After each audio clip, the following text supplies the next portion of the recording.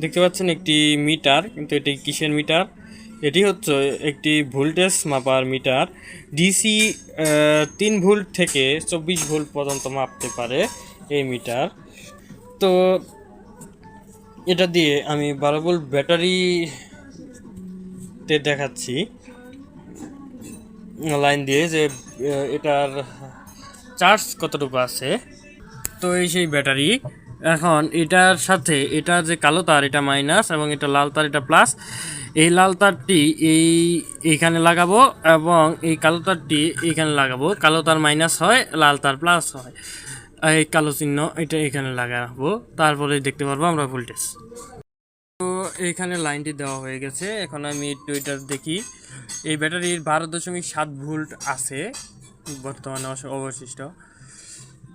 তো এখন এটা দিয়ে আমরা একটি লিথিয়াম ব্যাটারি টেস্ট করব। তো এই সেই লিথিয়াম ব্যাটারি। এই ব্যাটারি যদি আমি ভোল্টেজ মাপতে চাই, এটা হলো মাইনাস এবং এটা হলো প্লাস। এই মাইনাসের সাথে কালো তারটি এভাবে লাগিয়ে দিলাম এবং এই সাদা তার লাল তার আমি প্লাসের সাথে লাগিয়ে দিচ্ছি। এভাবে ধরে নিলাম। এখন আমরা এখানে ভোল্টেজটি দেখতে পাচ্ছি। দেখতে পাচ্ছি 3.87 ভোল্ট এখানে আছে এই লিথিয়াম ব্যাটারি।